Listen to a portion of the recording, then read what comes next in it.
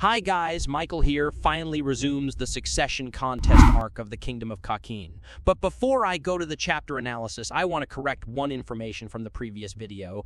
I was so excited that I got the chapter date wrong. It wasn't November 24th, it was October 24th. Sorry about that. And this caught me by surprise because I wasn't preparing this video yet, so much so that it ended up coming out in the release of 392, which should be out later this week. At first, we have the coloring page from the chapter I had commented on earlier, starring Gon, and how nice it is to see our MAFIA after so long, and making a more than special appearance, Yuzuki or Rameshi. But I wanted to call attention to the creature, maybe a Nen beast, behind them, which is really incredibly grotesque. Togashi usually draws them very well. I'm theorizing that it might be that of Nasubi, King of Kakin. My instinct is telling me that. And visually, the rounder lines remind me of his... Maybe it's the one that stopped the Hulkenberg's bullets in chapter 382. Tell me what you think in the comments.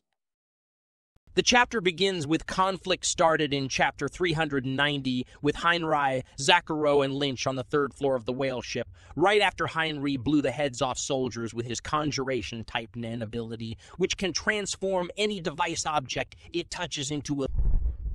The device weapon can retain its original function and can be manipulated at will. The transformation can be partial and take effect a few seconds after contact. The transformative properties of this ability, as well as the fact that non-users can see its effects, seem to point to it falling into the category of conjuration, while Heinrei's control over animals may imply the involvement of manipulation, named as all creatures great and small, biohazard, in Viz's translation. I must say that I am quite reminded of the Gold Experience, Stand of Giorno, the protagonist of Part 5 of JoJo's Bizarre Adventure. Apropos, I have always wanted to comment since I started reading JoJo, the succession contest arc from Hunter x Hunter seems very inspired by it. The parallel right that came to my mind when I read this arc again, here the beasts of Nen and the Stand have a glaring similarity, with the exception that the users have no knowledge of the beast of Nen and their powers, and I love all of that. In the shadows, three mobsters by the heel. Lie Mafia and players in the Morena game who are called Deverales, an enhancer like Gun, of level 24 Corol, an emitter like Leorio, of level 22 and lastly Paduile, an enhancer like Heinreich, of level 29, which is the highest among the three. It is his that we have the first attack, and what a visceral ability to transform the hand into a weapon. Who has no problem killing, in fact that's what he likes most, typical assassin, goes on a sneak attack with everything along Heinreich's coast, but unsuccessful since Heinreich quickly counterattacks with an Algema Dove, immobilizing him. While Deverales and Corollo shoot at them, with no success, since Hiring has more Algema Doves already reinforced with Nen, thus increasing his resistance, preventing the bullets.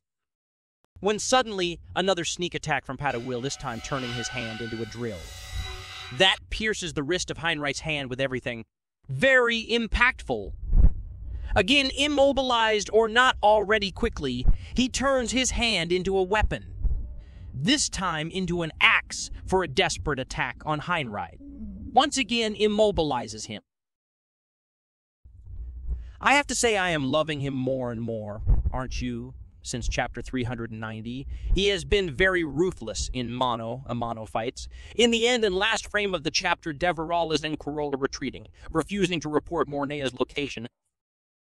It was a chapter with plenty of action as we waited since the beginning of this conflict with the mafias of the whale ship, and quite dense in lines as usual. I love this standard Togashi to act if and liked the review like it, and subscribe to the channel for more videos from Hunter x Hunter.